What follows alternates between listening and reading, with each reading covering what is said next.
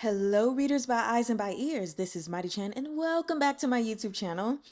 You guys, I am elated. Why?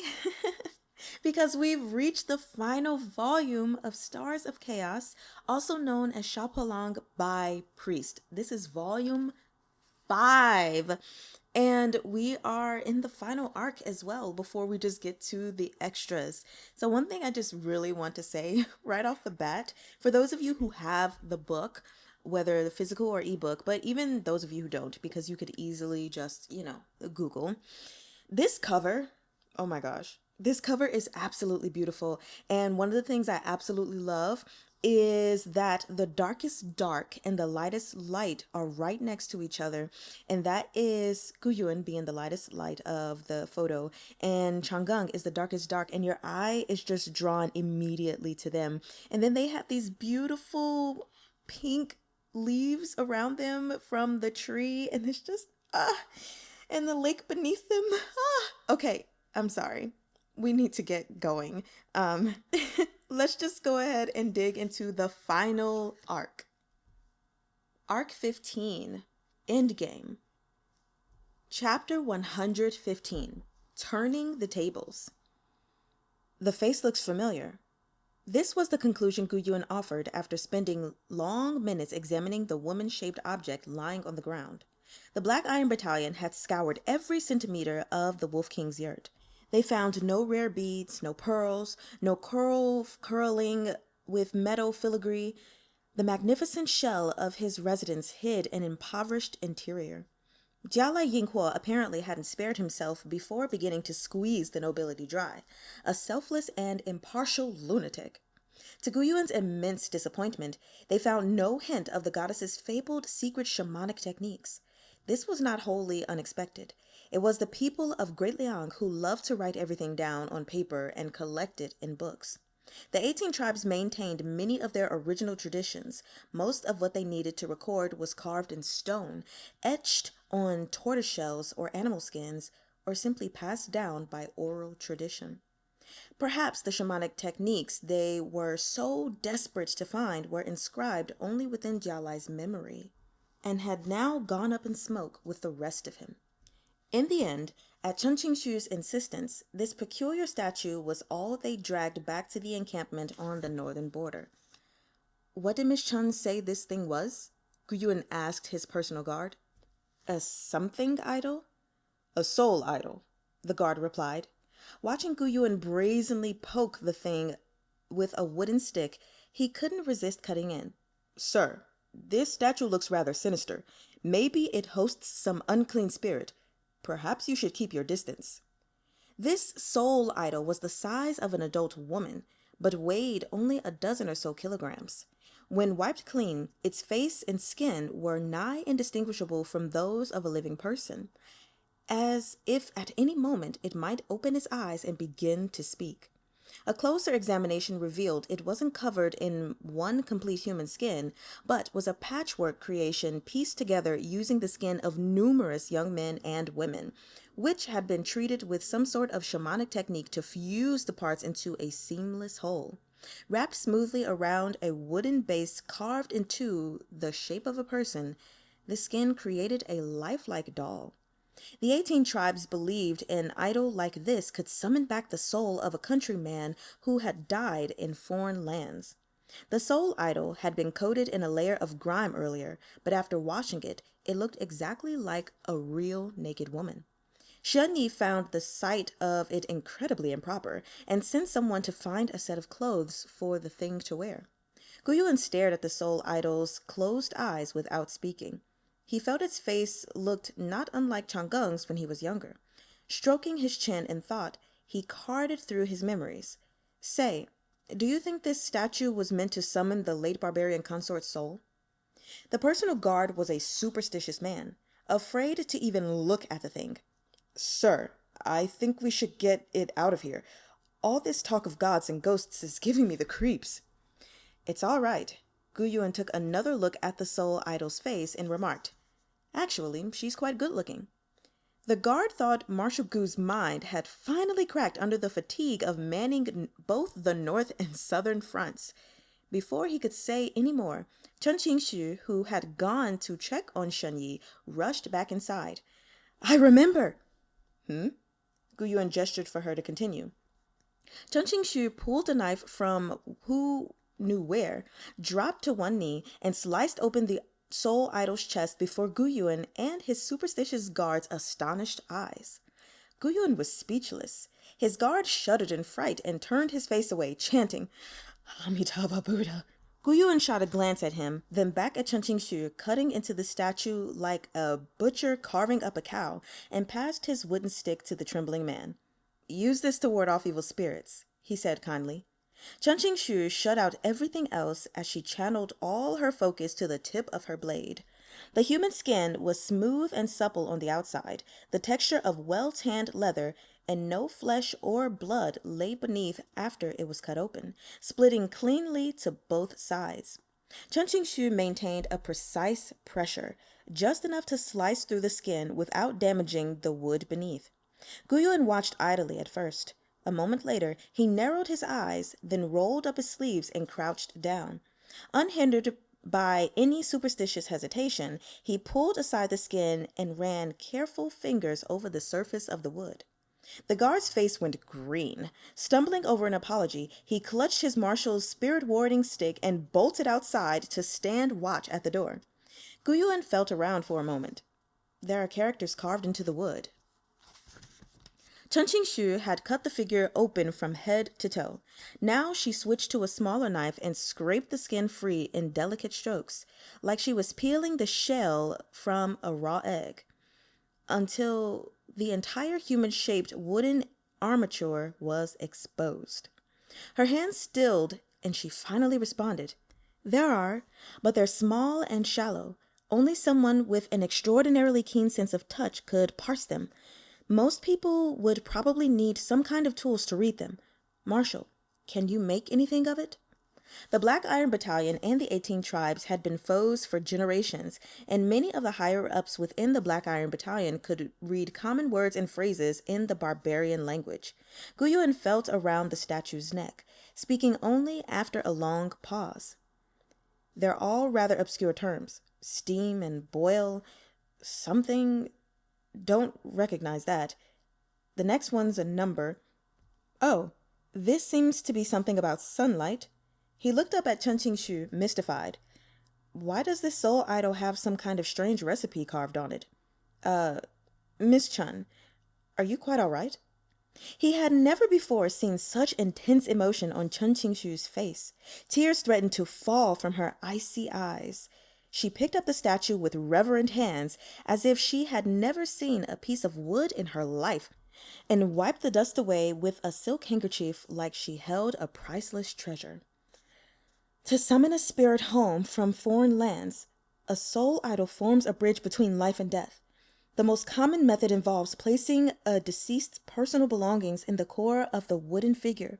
When the idol's creator uses this kind of ritual to pay respects to the spirit of the deceased, it is often because the true body is thousands of kilometers away, their gravesite perhaps impossible to find. It's not always feasible to acquire any of their personal effects. In such cases, the spell's caster will use the deceased's last words or some other mantra to represent them instead. Chen Qingshu continued. When the barbarian sisters fled the inner palace, the elder sister died far from home, and the younger sister found herself in the clutches of a bandit nest with her sister's child. But before the noble consort died, she left something very important to Huga'ar, which ultimately fell into Wolf King Jialai's hands. Gu Yuan's heart began to race. The goddess's secret techniques. Chen Qingshu spoke the very words that had risen into his mind. I had considered this possibility, but for it to be true... The madwoman Huga'ar dominated everyone's recollections of the barbarian sisters, leaving little room for the noble consort herself. She had died too early. Whether she had resented, hated, or accepted her fall from the lofty demigod of the grasslands to a cloistered existence behind the 9 sealed gates of the imperial harem, there was no longer any way to know. As for her feelings about her own child, one could only guess. She had probably hated him. Forget the woman herself, even Jialai had been spurred to murderous rage by the sight of Changgung's youthful visage, which so resembled those of the goddess sisters. Yet the mysterious shamanic techniques of the 18 tribes had left even the Chun family bewildered these many years. As the bearer of that inheritance, the noble consort could have easily snuffed the life of her unborn babe in the womb without anyone the wiser. Why had she chosen to keep the child? Did she know her mad sister would twist her son into a wuarge? There weren't many of her own generation left in this tribe. No one would ever know whether the barbarian goddess had kept the child out of a mother's love, or whether she had learned Huga'ar was pregnant with her own babe and, motivated by hatred over the subjugation of her clan and people, plotted with her sister to create an unparalleled wicked god. Whatever the case, via the twists and turns of fate, it was the goddess's own soul that presented Changgung with his final chance at survival. It was, in a way, a form of karmic retribution. Chun Qingxu had no interest in the vagaries of karma or fate. All her attention was fixed on this piece of wood. As Gu Yuan stood stunned, she clutched the wooden statue and swept off like the wind, not even stopping to pick up the handkerchief she'd used to wipe the armature. Gu Yuan was belatedly kicked in the chest by a hope he couldn't put to words. All the breath ran out of him. When he stood up again, his vision flashed dark. The dimness cleared, but his ears continued to ring. He rubbed at his chin, attempting to school his face into its customary stern lines, but even as his eyebrows drew together, he couldn't keep the corners of his mouth from sneaking up into a smile. The severity he tried to draw over himself and the joy he couldn't suppress wove together in a perfect example of what people meant when they said someone was torn between laughter and tears. Even Gu Yuan felt he must have looked deranged. General Shan's personal guard had approached from the neighboring tent. After peering around, he asked, "Has Miracle Dr. Chun gone?" "She just left," Gu Yuan heard his own guard reply. "Why? Do you need her?" The young soldier who had been sent to inquire shook his head and jogged back to report. A moment later, Gu Yuan heard a pained cry from within General Shan's tent, finally released after being stifled for who knew how long. Shen Yi's back was a terrifying tapestry of wounds and burns. Still, he had valiantly resisted Miss Chun's visits and offers of treatment, leaving her standing outside the door multiple times in his determination to hide his sorry state. As a mark of his resolution, he had called on an army medic, one of those most adept at butchering pigs, to treat his wounds, then sent his men to secretly check 4 or 5 times until Chun Qingxu finally left and he could unlock his throat and wail. Gu Yuan cocked his head and listened. Even a woman giving birth might not scream with such agony. Breast filling with pity, he plucked up Miss Chun's discarded silk handkerchief from the ground and shook it clean of dust, then stepped outside and stuffed it into the guard's hands. "Bring this to General Shan, for the pain." Regardless of how that handkerchief had been recently put to use, it was extraordinarily effective.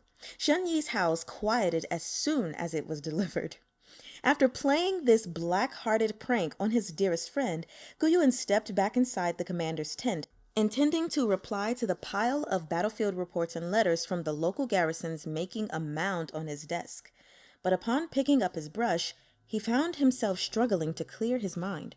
He recognized every character on the reports, but failed to string any of them into a coherent sentence.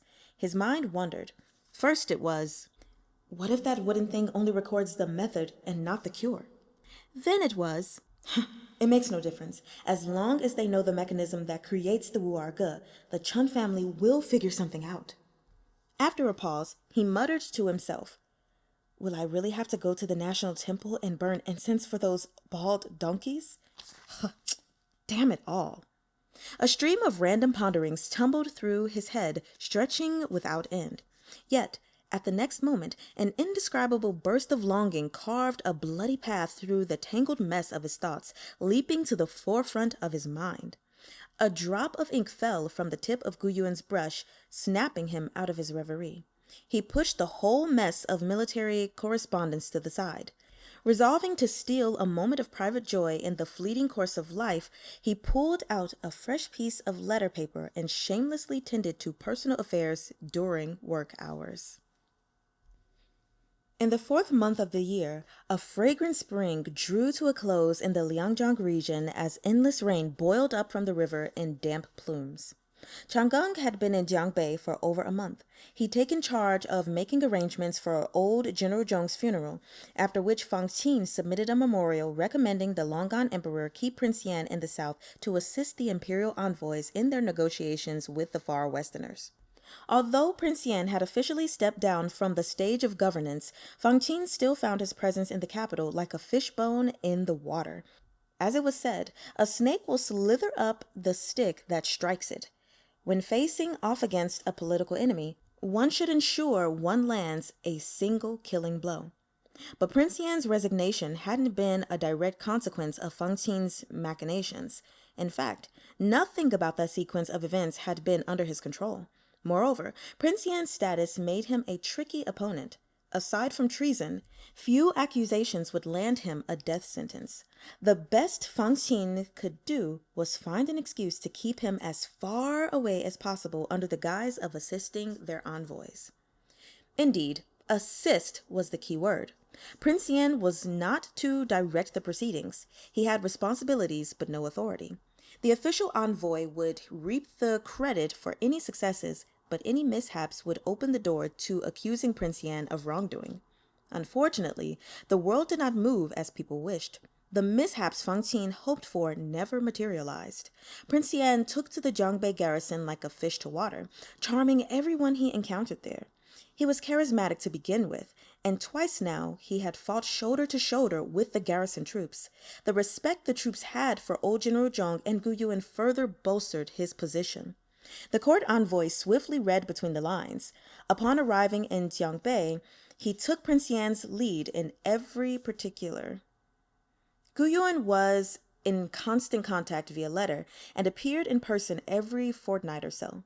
Prince Yan accomplished his task of bullying the far westerners along the Yangtze shores with the utmost ease and engaged in a handful of naval skirmishes while he was at it. He won the court every advantage they desired and trained the soldiers on the side. Even Li Feng couldn't find a thing to complain about. He'd begun to feel that he had rather mistreated Prince Yan. Perhaps this was what people meant when they said absence makes the heart grow fonder. Soon enough, however, Fang Qin found himself with no attention to spare for meddling in the Liangjiang region. The expiration date for the first batch of war beacon tickets had arrived, and it was time for them to be paid out. The first batch of war beacon tickets held a special status. It was no exaggeration to call them the magic elixir that had revived the poverty-stricken dynasty of Great Liang. Without that silver funding Gu Yuan's victory in the western regions, and with the nation's violet gold supplies exhausted, it would have been only a matter of time before the far westerners laid siege to the capital again. Investors in this first batch of war beacon tickets were therefore important benefactors of the nation. From a standpoint both logical and emotional, this debt must be repaid. If the court failed to produce the money, not only would they lose the trust of the people, it would be impossible to sell any more war beacon tickets in the future. All the decrees Prince Yan had expended so much effort implementing, declaring war beacon tickets equivalent to gold and silver and requiring merchants to accept them as legal tender, would become so many scraps of paper. Perhaps some could accept such a state of affairs, but the powerful officials of the court who had held their noses and bought war beacon tickets in batches to keep their black gauze caps during the initial round of government reforms could not. Prince Yan's methods were extreme. He had never balked at using others' hands to slaughter his political enemies. When he wanted to push reforms, he'd carve into anyone's flesh, offending a great number of people in the process. Yet Fang Qin had to admit the prince had been stunningly effective in dragging everyone in the court, friend and foe alike, into this blasted ship along with him. The Grand Council's original plans for this moment had been established before the first batch of War Beacon tickets ever went on sale. The third batch of tickets was due to go on the market 1 month before the expiration of the first, enough time for them to sell out based on past experience. They had allotted a portion of the profits from these to repay the debts from the first batch. There ought to have been plenty of leeway both in timing and the sum of the expected funds. But no one had anticipated that after Prince Yan's departure, the civil merchants, large and small, would stop buying in. Once again, the court had underestimated Prince Yan. The third batch of War Beacon tickets faced numerous obstacles from the moment they went on sale. Aside from a few eager officials who bought a handful at the start, the tickets sat unsold. The various chambers of commerce's sudden refusal to cooperate was suspicious, and the wily old foxes in court took it as their signal to follow suit in refusing to empty their pockets. The carrot failed, and so did the stick. The young upstarts in court who enjoyed the support of the 13 major merchants had by now come into their own, and it was no longer easy to move against them. The Grand Council implemented the War Beacon tickets, but that was where their responsibility ended. The money still flowed in and out of the Ministry of Revenue, headed by Fang Tin. Increasingly desperate, Fang Tin was on the verge of urging his faction to empty their own pockets. But even that would have been a cup of water to a raging fire. Setting aside the question of whether his people were willing to cough up their own money for such a purpose, if they were found to really be sitting on enough silver to buy up those War Beacon tickets without blinking, the poor pedantic scholars of the Imperial Censorate and Department of Supervision, who'd never hesitated to excoriate Prince Yan, would tear them to bloody shreds in court. As the date of repayment drew closer, even Li Feng began to fidget on his throne. He personally asked after their progress numerous times and summoned Fang Tin and the members of the Grand Council to the palace for almost a dozen scoldings within a handful of days. Finally, unable to bear the pressure, the 6 ministries submitted a joint memorial to the Grand Council inviting Prince Yan back to the capital. When the decree reached Jiangbei, Chang'an accepted it with perfect calm, then set about making arrangements for the seamless handover of military authority. He remained aloof to both favor and humiliation, as if he wasn't in the slightest hurry to return. Only after the second emergency missive arrived did he gather up his luggage and prepare to head north. News of victory on the northern front arrived as he was about to depart. The garrison at Jiangbei boiled over. Cries of joy and weeping echoed in Chang'an's ears as he accepted the letter from the messenger. Some of the letters Gu Yuan wrote Chang'an were simply personal letters, while others contained instructions for Prince Yan on official business. Chang'an had quickly learned to differentiate them and could tell whether the correspondence was business or private the instant the envelope was between his fingers. When discussing official matters, Gu Yuan would merely set down a few words on a thin sheet of paper. Chang'an was therefore momentarily disappointed when he accepted the envelope from the Black Hawks. It was flimsy and must not have contained anything personal. "Marshal Gu may not be yet aware I'm heading back to the capital today," he said to the Black Hawk. "All the official handovers in Jiangbei have been conducted. I'll trouble you to inform him upon your return." He didn't bother finding a private spot before opening the letter. The envelope, indeed, held only a single sheet of paper. On it, Gu Yuan had drawn a hand and written a single line. "Attached, a palm to send to Jiangbei, to measure the span of my intended's waist on my behalf." Everyone watched in bemusement as Prince Yan stared at the paper for long minutes, his face slowly turning red.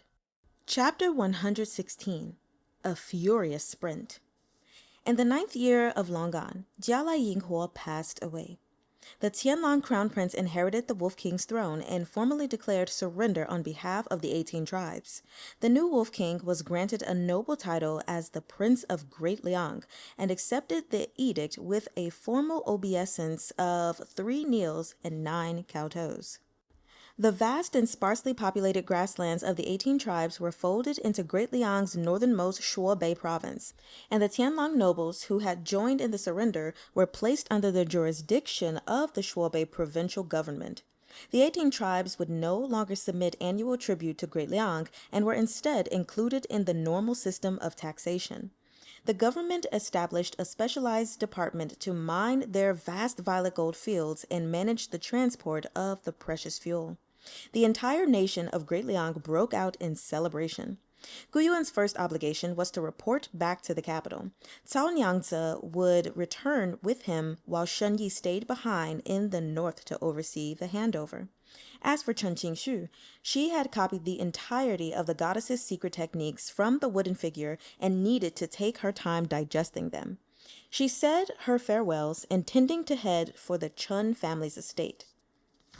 Guyuan pulled her aside before she left. He wanted to ask her if she was confident about finding a cure for the Wu Ge, but realized before he spoke that this was a foolish question.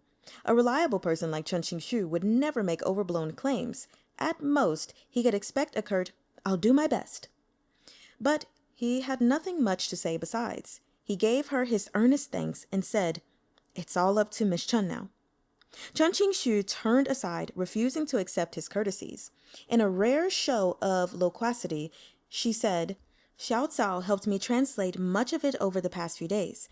The goddess's secret techniques make no distinction between the study of sorcery and the study of poisons, and many of their strange practices are merely ceremonial. It is difficult for me to say yet which hold true meaning and which are complete nonsense. Marshal, give me some time." He was quick to tell her to take all she needed. Chen Qingxu produced a sealed letter. "I've written down some nourishing prescriptions. A dose or two won't do you any good. You must take them regularly and allow your body to heal slowly over time. Marshal, you are suffering a wealth of deficiencies, but this at least is better than nothing. Use your usual medication as sparingly as possible." Guyuan accepted the packet with a nod, catching sight of Shen Yi staring impatiently in their direction as he looked back up. Shen Yi was shooting him a furious glare. Despite their many years of friendship, Guyuan was surprised to find Shen Jiping's gaze could be spirited enough to scold. The message came through loud and clear. "Since when do you two have so much to talk about?"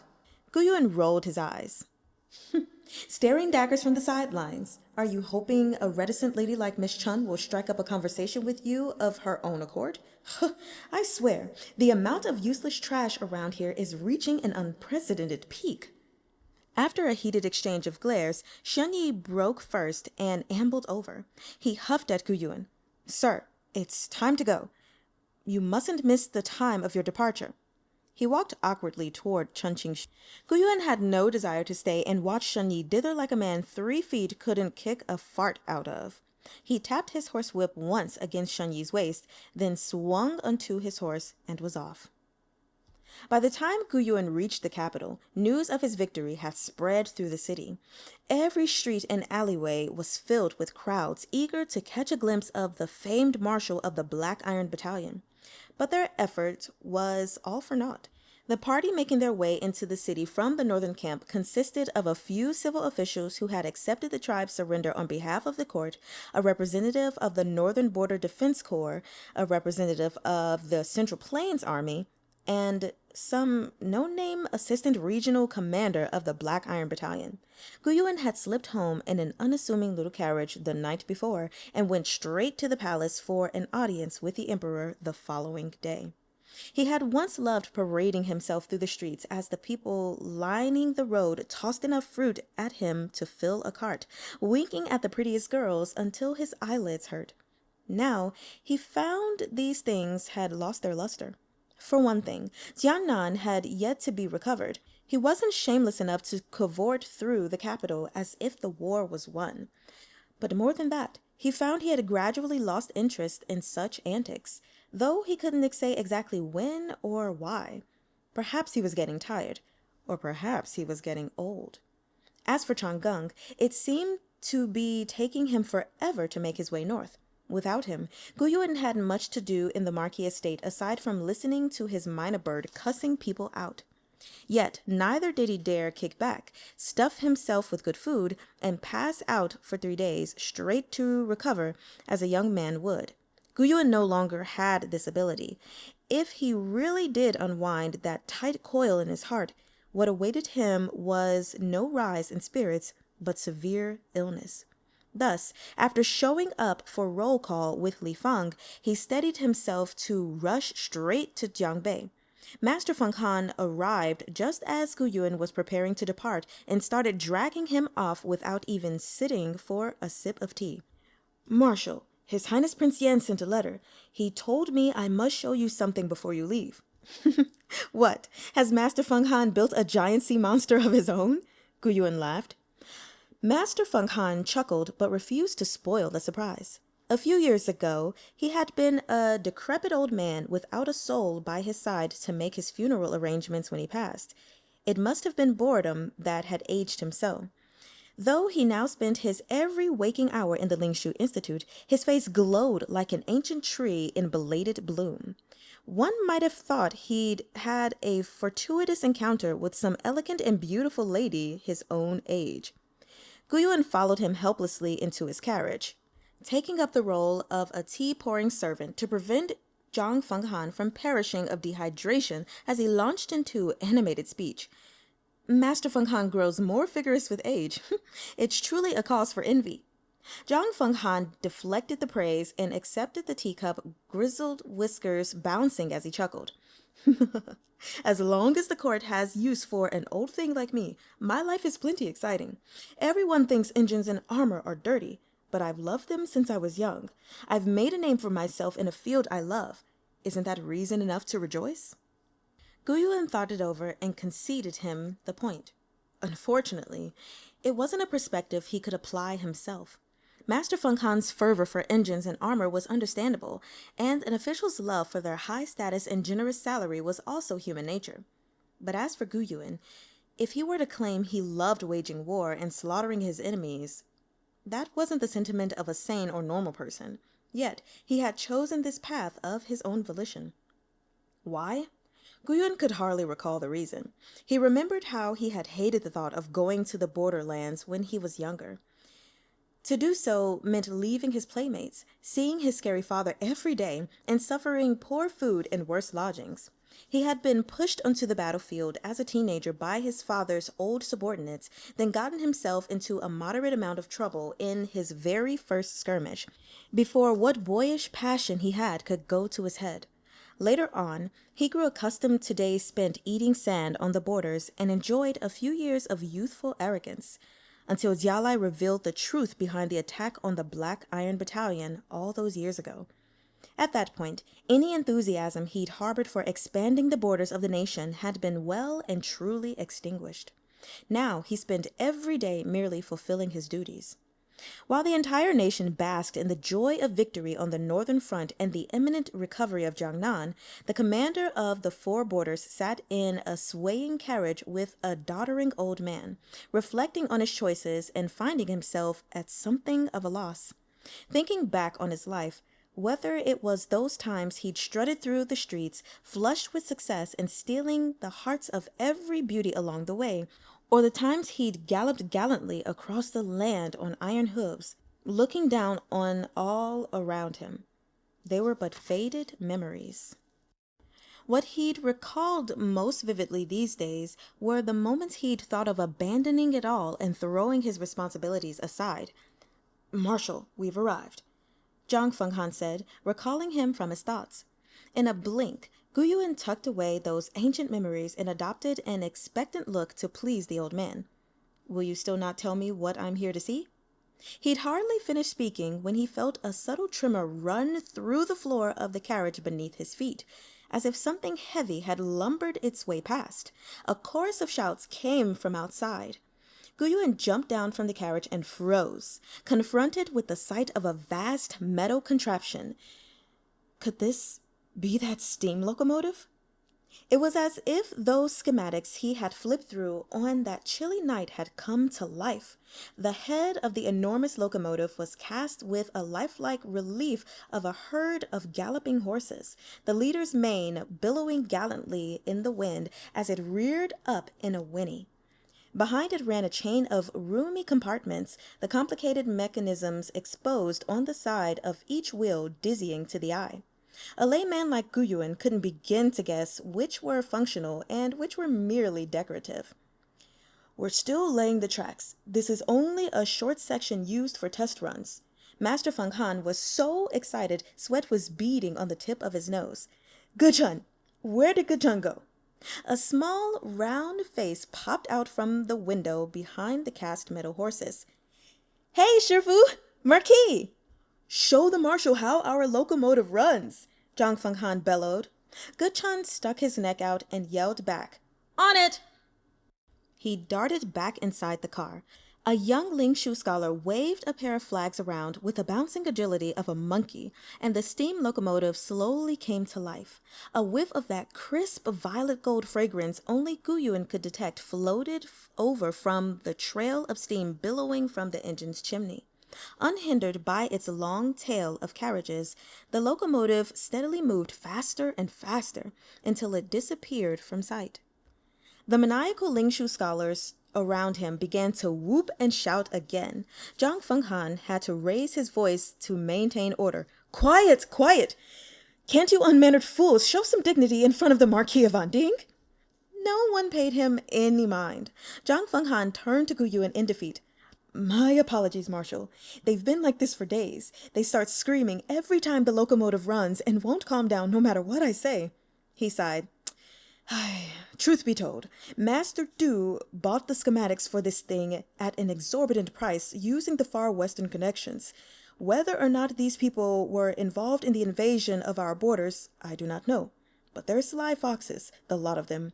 They redacted several key bits of information. If not for His Highness Prince Yan's hand in the matter, this project would have gotten the axe from on high long ago with all the top-quality iron and black iron we've wasted on it since we began confiscating land along the canal. These boys haven't had any easy time of it. Please don't hold it against them. Guyuan stood with his hands clasped behind his back, staring at the point in the distance where the steam locomotive had vanished. He was seized by an urge to scream and shout right along with the Lingshu scholars, but forced himself to maintain a stoic mask for fear of frightening them. His heart, however, had disappeared off into the distance along with the violet gold-powered train. Once track was laid along the banks of the canal like a winding artery of steel, the Liangjiang region would no longer be a faraway land beyond the reach of the emperor. Guyuan recalled the aspirations Chang'an had once confessed to him. I want all the land-bound steam engines to be ones that work the fields, and for the giant kites soaring overhead to be filled with ordinary folks traveling to visit their ancestral homes with their entire families in tow. He turned to give Zhang Fenghan a sincere smile. How fortunate that I never up and quit all those years. Otherwise, how could I have been among the first to witness such a miraculous feat? Master Fenghan completely missed the true meaning of his words. He chuckled. Marshal, you jest. Guyuan didn't know how his deeds would go down in history 100 years hence. He'd stood at the border and suppressed rebellion in the western regions not once, but twice. He had held the capital on the verge of falling to a siege and had witnessed the grasslands of the north declare their surrender. And when their first steam locomotive roared off in a cloud of dust, he was there for that too. At this thought, all the worries he'd been fretting over on the way here fell away as if sliced by a blade. He thought with a touch of amusement. It seemed he'd been absolutely everywhere. The start of the 5th month found Guyuan making his way south. After learning Prince Yan had taken the official inland road along the canal, he abandoned the idea of flying by armored hawk and took a regiment of light cavalry along the same road. Just as intended, he quite accidentally encountered Prince Yan's convoy in the region of Zhili, not far from the capital. Chang'an wasn't dawdling on his journey for the sake of it. Like an industrious woodcutter who didn't put off his chopping to sharpen his axe, he met with every single person he needed to see along the way, preparing to stir up a maelstrom the moment he reached the capital. His was a journey of meticulous plotting, and he hadn't held much hope of encountering Guyuan as the marshal raced south on his own journey. When he heard the report from his subordinates, Prince Yan nearly sprang from his carriage. They put on a great show of observing all the niceties in front of everyone else. But the instant they reached the relay station inn that was their home for the night and dismissed their attendants, Changang plastered himself to Guyuan, groping at every bit of him he could reach as he bombarded Guyuan with questions. Why are you riding along the official roads? Aren't you tired? Were you injured on the northern border? Give me your wrist. How is your health? Are you eating well? What did Cheng Qing-shu say? Guyuan lay back and listened as Changang verbally repeated every nagging question he regularly asked in his letters, not impatient in the least. He asked with a grin, What would you like me to report on first? Changang burst out laughing, realizing he had gotten ahead of himself. Why aren't you traveling by armored hawk for such a long journey? We'll switch at the next military relay station.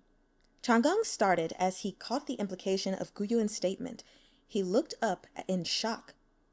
So you did this to... That's right. I've been lying in wait on the roadside to rob His Highness Prince Yan.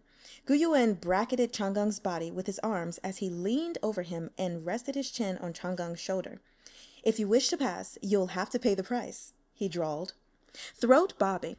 Changang, for some reason, recalled that inked palm Guyuan had sent him from across the country. What kind of price are you asking? If it's money you want, I have a prince's estate and a villa, a shop for selling all manner of curiosities and... So you're rich? Guyuan affected surprise. This is the first time I've encountered such a fat lamb in the course of a highway robbery. What luck. Very well, I'll have your body as my price. Wait, so cute. Changang laughed and dragged Guyuan down. He pressed his lips to Guyuan's ear. Yifu, you must have seen the steam locomotive by now.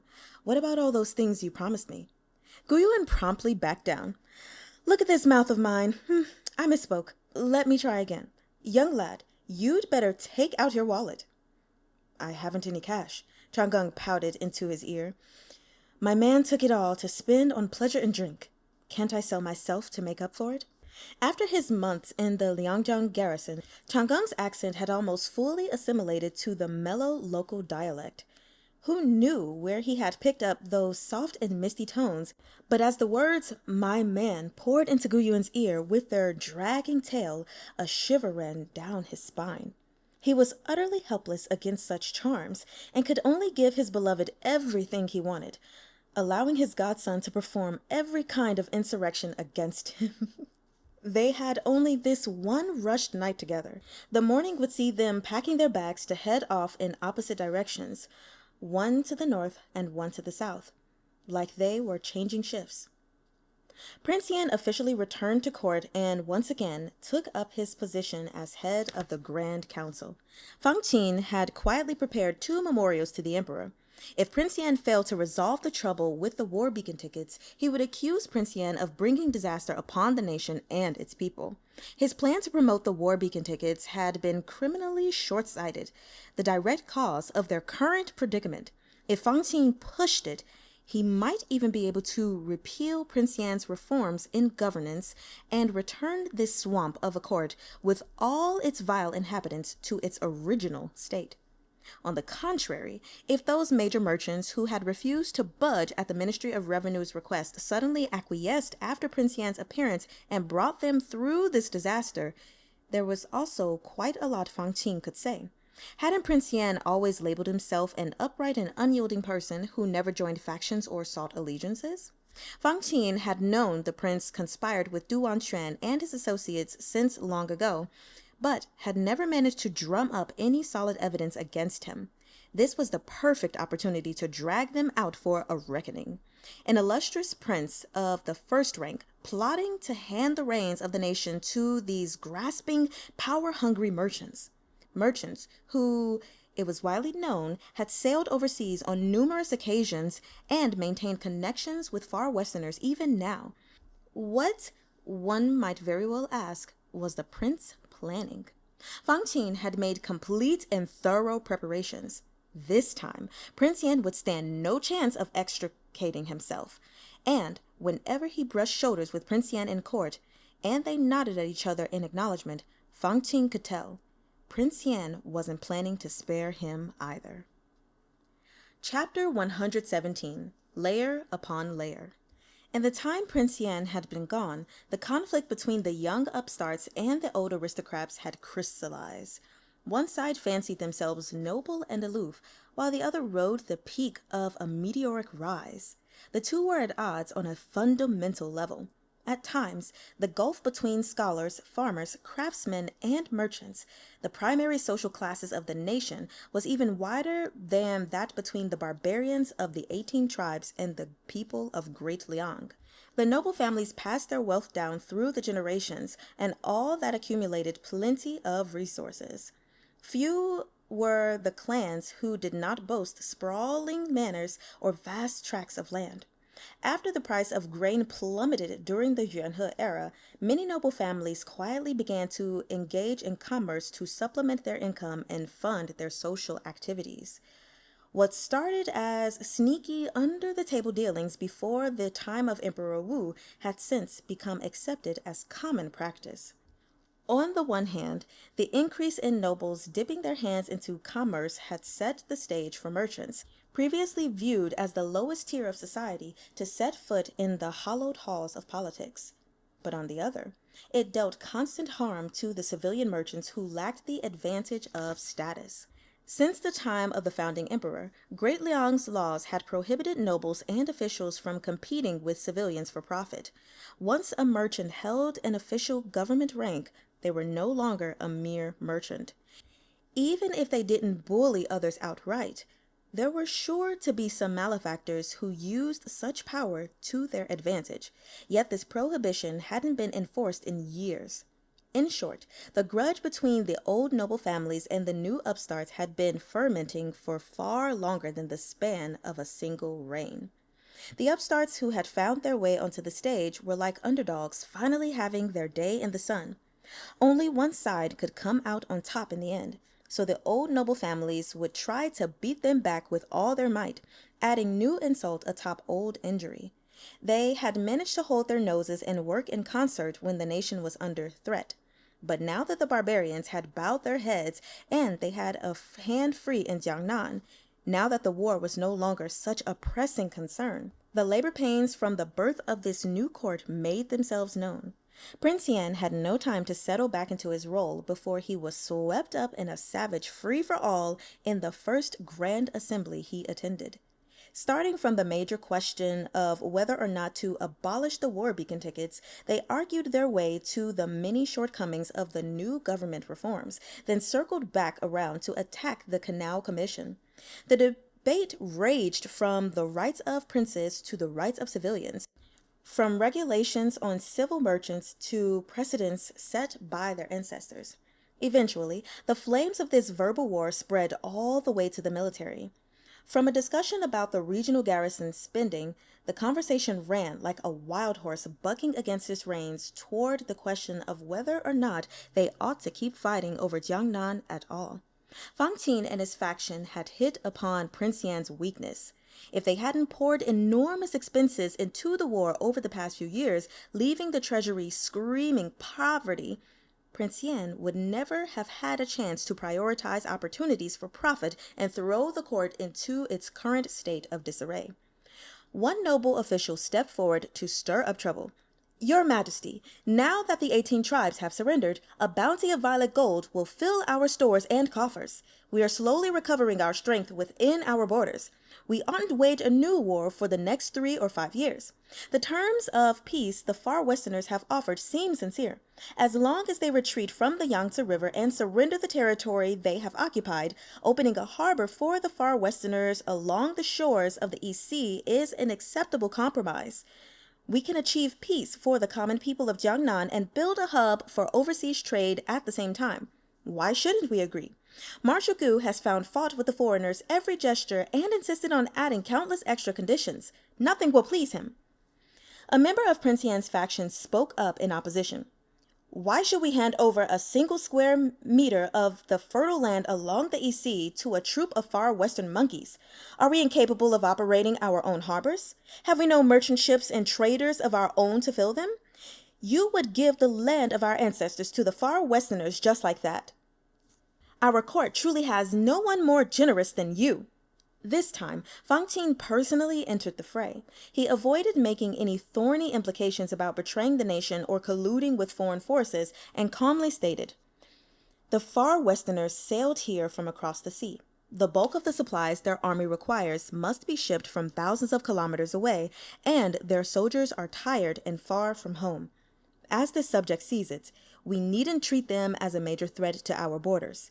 We can make overtures of peace, and they will run themselves dry in 8 to 10 years. Marshal Gu has worked himself to the bone for our great Liang, plagued these last few years by injuries and illness. Oughtn't he spend some days in comfort, free from worry? If only out of concern for the hundreds of thousands of soldiers like him bathing in blood on the front lines, we should call a ceasefire to rest and regroup. The matter of Jiangnan can be discussed in more detail later. Prince Yan, as for the war beacon tickets, what are your plans?" Prince Yan, who had been listening quietly from the sidelines all this time, glanced up at Fang Qing. "I see no reason to table the discussion of the far westerners' terms. The war beacon tickets were named after signals used in battle. They have been tied to the war since their inception. If my esteemed colleagues here today wish to make peace by feeding our land to hungry tigers and wolves, there is no reason to distribute the third batch of tickets. Use the next 5 years of the court's tax income as collateral. I'm sure you'll be able to raise the spare change needed to repay our debts." Fang Qing shook his head with a small smile. "Prince Yan speaks out of anger. How is calling for a ceasefire surrendering our land to tigers and wolves? We have beaten back the far westerners again and again. Their terms are simply a discreet form of surrender. Once we push them back out to the sea, they will be no better than floating duckweed, hardly a threat to our heartland." Chang'an smiled as well. His tone was mild, with no heat behind it. "Minister Fang displays a remarkable understanding of the state of the world for having never stepped out his own front door. From 1,000 kilometers away, he has determined that the far westerners are on their last legs. Such acute insight is beyond the capabilities of one such as myself." Watching this increasingly acrimonious exchange, Li Feng was compelled to intervene. "Military decisions lie with military officials. We summoned you here to discuss the pressing matter of the war beacon tickets. Why are you arguing about the war in Liangjiang? You haven't managed to finish balancing your accounts, yet here you are worrying about peace terms. I mean, you too should hold your tongue." Right on cue, the Assistant Minister of Revenue stepped forward. "His Highness Prince Yan has just returned from Jiangbei. Perhaps he does not yet understand the obstacles we've encountered with the third batch of war beacon tickets. Your Highness, you must know that while the salaries of our government's civil and military officials are generous compared to those of the previous reign, we have elderly parents and young children to support. Our meager salaries allow us to maintain merely a degree of basic dignity. Which of us dares pursue sumptuous wealth, especially now when our nation needs us? We, of course, have the desire to come to its aid, but not the ability. Since the purchase of war beacon tickets became a factor in the official evaluations, how many have emptied their coffers? We can no longer produce a single coin. Your Highness, you maintain a close personal relationship with Du Wanquan and his associates in the various chambers of commerce. Can you not speak on our behalf and request their contribution one more time?" Chang'an wasn't about to step into such an obvious trap. "I paid a number of visits to Master Du and his fellow merchants on my way to the capital," he replied evenly. "The factories along the canal are in their initial stages of construction. Our nation's upstanding merchants are taking care of our refugees. Their expenses are immense, and they have invested over half their fortune into the new canal commission. Even if they were willing to spin themselves into ruin to save from our predicament, do you propose they also give up the refugees who have finally found a home?" To tell the truth, Master Du's exact words to me were also that he has no more left in his pockets.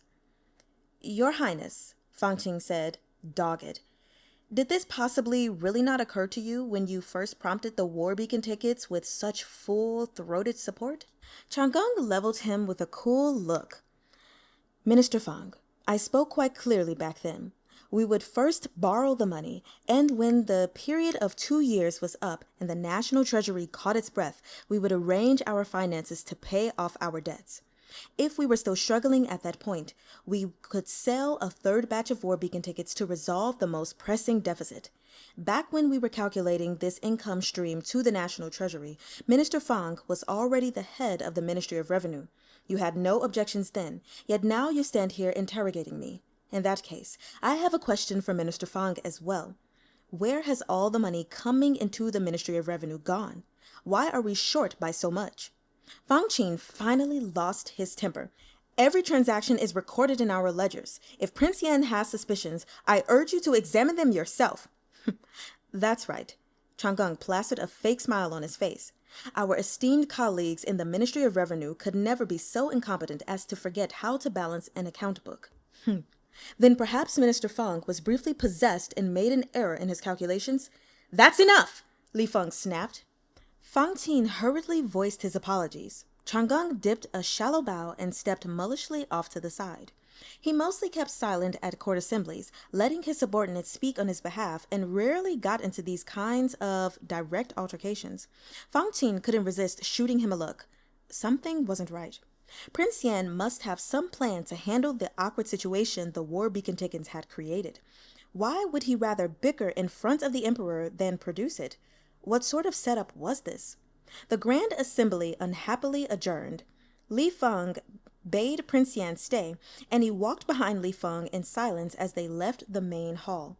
Li Feng's broken leg had healed, but he suffered lingering complications. He would begin to limp if he walked too fast. Come take a stroll in the gardens with us, Li Feng said. By coincidence, the Crown Prince had just finished his lessons and was playing in the gardens with the third prince. He obediently ran over to offer his father and youngest uncle a bow as they entered. The Crown Prince was growing by the year, and now sported the gangly proportions of early adolescence. The third prince, meanwhile, was merely 5 years old and still in the process of losing his baby teeth, air whistling through the gaps as he talked. Upon seeing the children, Li Feng couldn't resist asserting some fatherly authority. He found a flimsy excuse to scold the Crown Prince, then quizzed him on his studies with a severe expression. The Crown Prince offered proper responses at first, but couldn't resist sneaking glances at his younger brother by the end. Li Feng followed the direction of his gaze and found himself torn between laughter and tears. The gap-toothed third prince was too young yet to weather his father's interrogations. He had stood off to the side, silent as a cicada in winter, until Prince Yan had beckoned him away. By the time Li Feng walked over, they were both sitting on the ground. Prince Yan had pulled a few grass stalks and woven the child a grasshopper. When would a child raised in the deepest recess of the palace have ever seen this kind of country delight?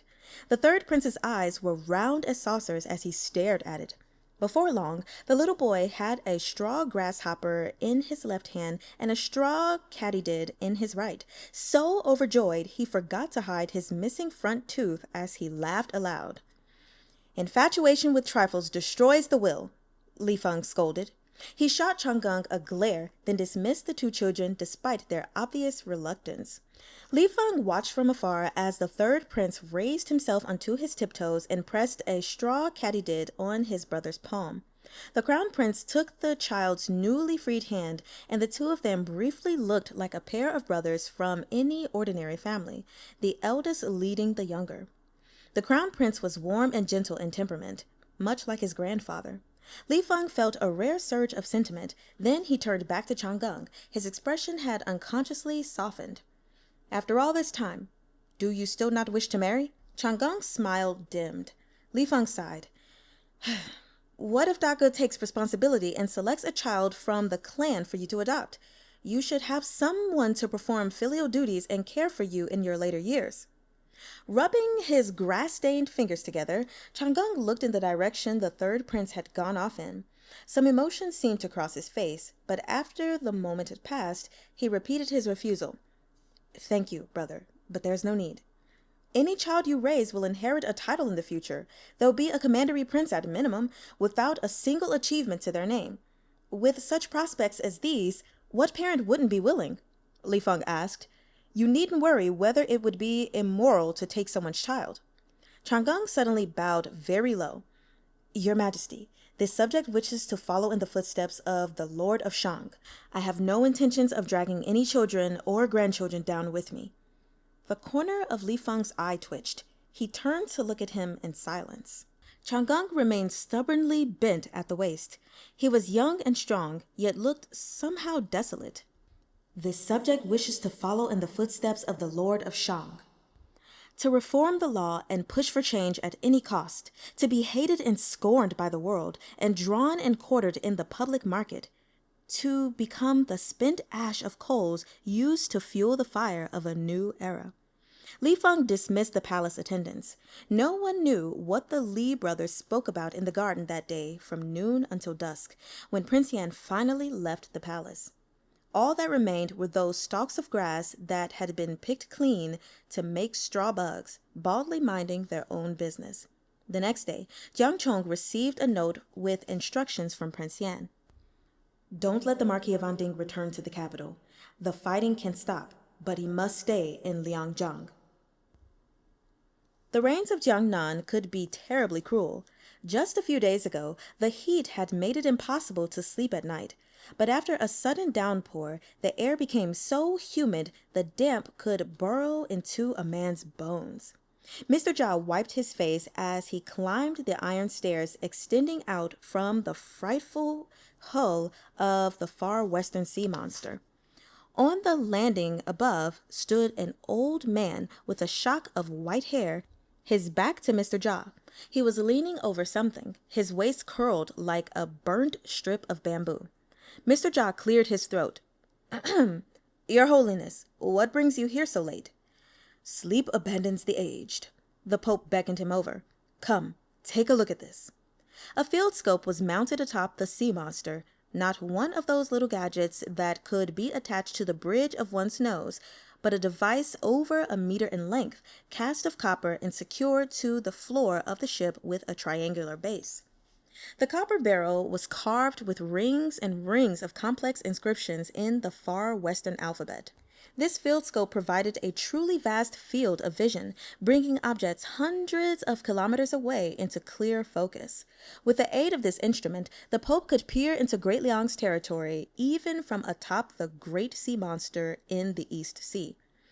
In the few short years since the state of war, the once silent stretches of fertile soil on Jiangbei's shore had begun to burn with an unquenchable light each night. The brightest and most densely packed were the harsh lights of the watchtowers of the local garrison.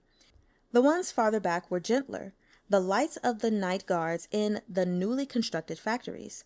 They didn't quite make for a bustling scene, but from a distance, they looked like a handful of stars scattered across the land. Your Holiness, what do you see? Mr. Jia asked, puzzled.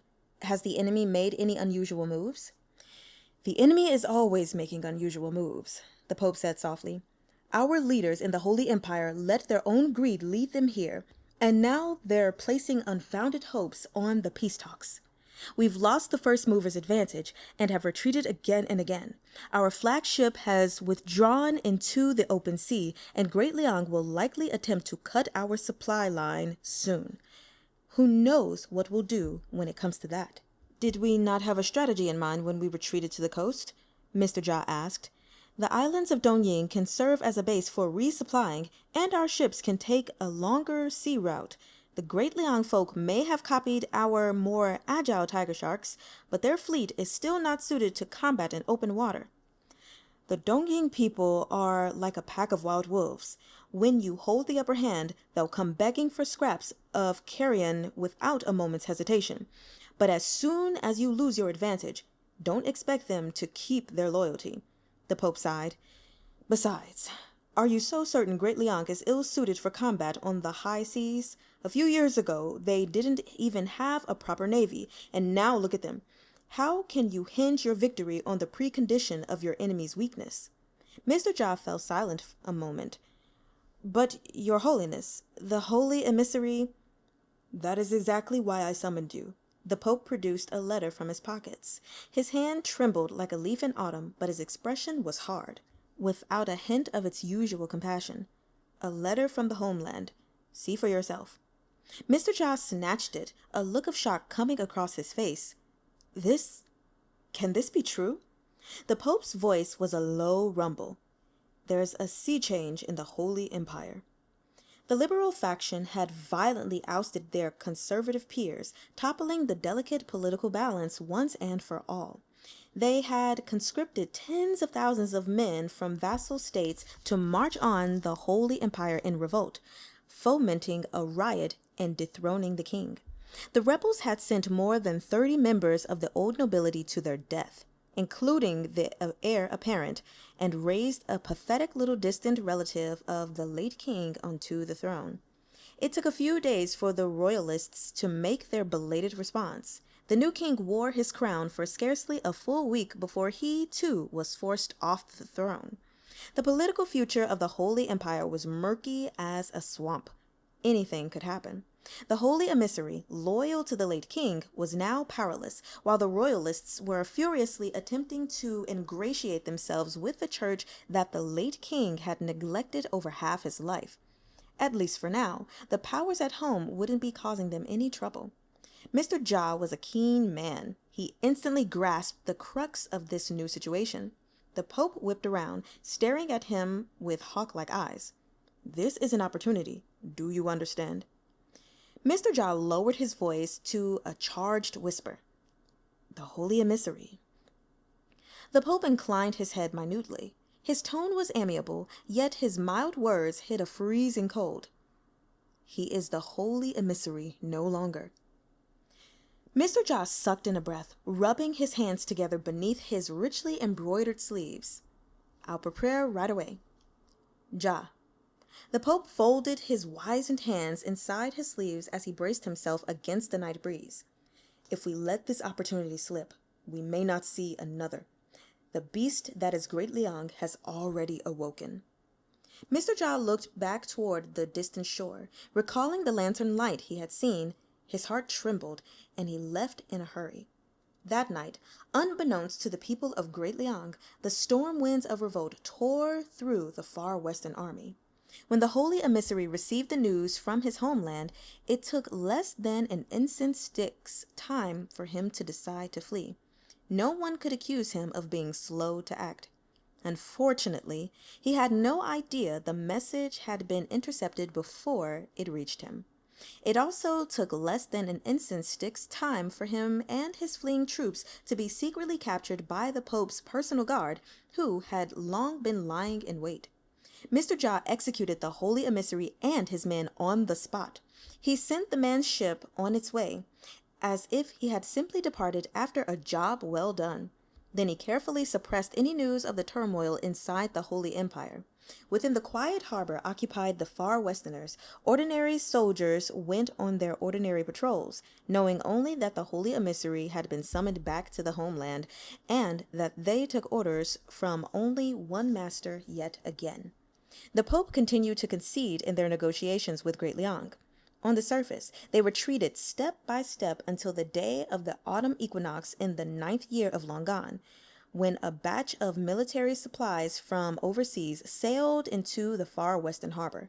The violet gold and other provisions quietly pressed their weight into the scorched earth of Jiangnan's shore like a gathering of dark ghosts. All right, everyone. That concludes the reading of the first 3 chapters of Volume 5 of Stars of Chaos, also known as Sha Palang by Priest. And currently, I don't really have anything to say because it's going more into the political stuff. I mean, it's always been in that, but I feel like right now it's a little bit more in depth. I need to reread it, or rather listen to myself reading it before I post the video. That way I can gather more understanding. Anyway, the only thing I want to say is that Guyun and Changang are so adorable. They're so adorable. Other than that, there is absolutely nothing else. So you guys, if you have anything to say, please let me know in the comments, your thoughts, your feelings, and I will see you next time. Well, I Neiman.